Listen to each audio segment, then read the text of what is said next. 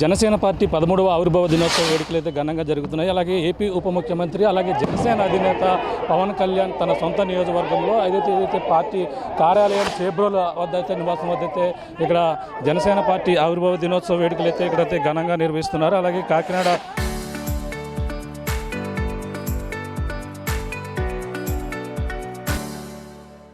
MP Thangila Uday శ్రీనివాస్తో పాటు అలాగే జనసేన పార్టీకి సంబంధించినటువంటి కాకినాడ జిల్లా అధ్యక్షులు తుమ్మల బాబు కూడా ఇప్పుడు జనసేన పార్టీకి సంబంధించినటువంటి 13వ ఆవిర్భావ దినోత్సవ వేడుకలు ఏ విధంగా జరుగుతున్నాయో ఎంపీ తంగిల ఉదయ్ శ్రీనివాస్ గారు ఉన్నారు. సార్ చెప్పండి, ఈ ఆవిర్భావ దినోత్సవం ఏ విధంగా జరుగుతుంది?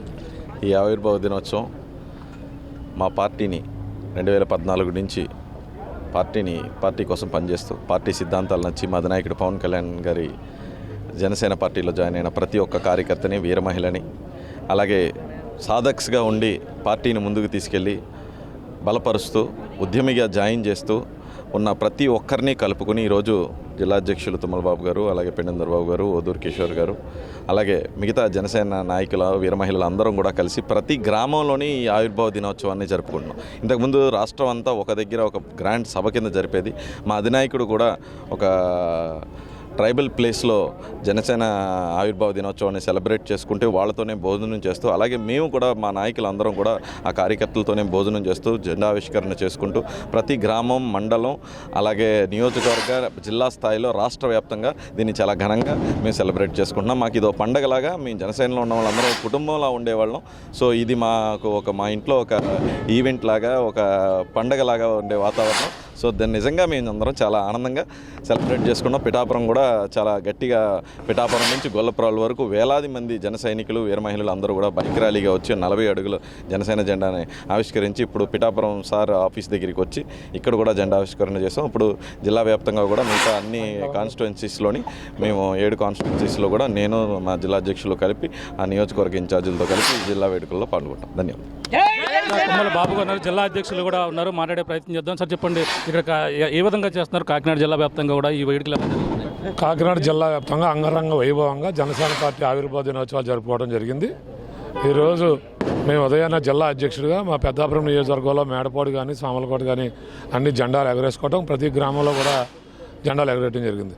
మరి ముఖ్యంగా పిఠాపురం నియోజకవర్గం వచ్చేసరికి అన్ని మండలాల్లో కూడా మండల అధ్యక్షుల చేతుల మీదుగా ప్రతి గ్రామంలో కూడా జనసేన జెండా ఎగరవేయించుకోవటం, ఆ జనసేన జెండా ఎగరవేసుకుని పిఠాపురం, కోడలి, ఉప్పాడ బస్ స్టాండ్ వద్ద పెద్ద ఎత్తున ఆవిర్భావ దినోత్సవ కార్యక్రమాలు జరుపుకోవటం, అక్కడ వేడుకలు జరుపుకున్నాం. ర్యాలీగా గొల్లపురాలు రావటం, 40 అడుగుల ఎత్తైనటువంటి జనసేన పార్టీ జెండావాన్ని ఎగరవేసుకోవడం జరిగింది. ఆ కార్యక్రమంలో మా పార్లమెంటు సభ్యులు తంగిల ఉదయ్ శ్రీనివాస్ గారు, మాజీ శాసనసభ్యులు పెండేందర్ బాబు గారు కానీ, 5 మెన్ కమిటీ ఉన్నటువంటి ఓదూరు కిషోర్ గారు, పిఠాపురం పట్టణ అధ్యక్షురాలు, గొల్లపోలు పట్టణ అధ్యక్షులు, పిఠాపురం రూరల్ మండల అధ్యక్షులు, గొల్లపోలు రూరల్ మండల అధ్యక్షులు, కొత్తపల్లి రూరల్ మండల అధ్యక్షులు, కార్యకర్తలు ఎక్కువ సంఖ్యలో పాల్గొన్నారు. ఏదేమైనా పిఠాపురం ఒక చరిత్రలో నిలిచిపోయే రోజు, ప్రతిరోజు చరిత్రలో నిలుస్తూ ఉంది. అది మంచిగా చెప్పుకునేటువంటి వారు ప్రతిరోజు మాట్లాడుతూ ఉన్నారు. కుహానా రాజకీయ నాయకులు కూడా రోజు పిఠాపురం గురించి మాట్లాడుతూ ఉన్నారంటే అది పవన్ కళ్యాణ్ గారు చలువు అనేటువంటిది పదే చెప్తా ఉన్నాం. ఈరోజు సభ్యత్వాలు కూడా 60,000 చిరకవే అంటే 60,000 ప్లస్ 2 వేసుకుందాం, లీస్ట్ 2 1,60,000 పోటీ చేసే నాదుడే పిఠాపురంలో కరువవుతాడు. పవన్ కళ్యాణ్ గారు శాసనసభ్యుడిగా పిఠాపురం ఖాయమని సందర్భంగా చెప్పుకుంటాను. అలాగే 12 ఆవిర్భావ సభలు జరుపుకున్నాం. ఈరోజు 13వ సంవత్సరంలో అడిగెట్టాం.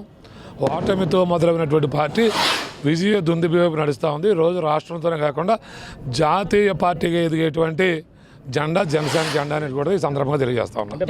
తర్వాత 2వ పార్టీ కార్యాలయం పిఠాపురం కూడా చెప్పుకొస్తారు పవన్ కళ్యాణ్ గారు. ఈ పరిణామం ఎలా చూడాలి? ఎలా అండి? 2వ పార్టీ కార్యాలయం పిఠాపురంలో కూడా చెప్పుకొచ్చారు. ఖచ్చితంగా రాబోయే రోజుల్లో మంగళగిరితో పాటు పిఠాపురం నుంచి కూడా కార్యకలాపాలు కొనసాగుతాయి.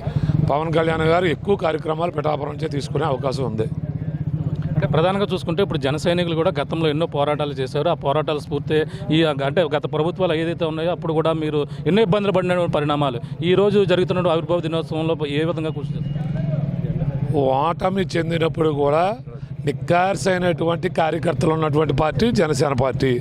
నిక్కార్సైన కార్యకర్తలు అని చెప్పడానికి కారణం పార్టీ అధినాయకుడు 2 చోట్ల ఓడిపోయి మరి రాష్ట్రంలో మేము అధికారం చేరుకోలేకపోయినప్పటికీ ప్రతి కార్యకర్త, జన సైనికుడు నిటారుగా ఎత్తిన జెండా దింపకుండా నిలబడ్డటువంటి కార్యకర్త ఉన్నటువంటి పార్టీ జనసేన పార్టీ.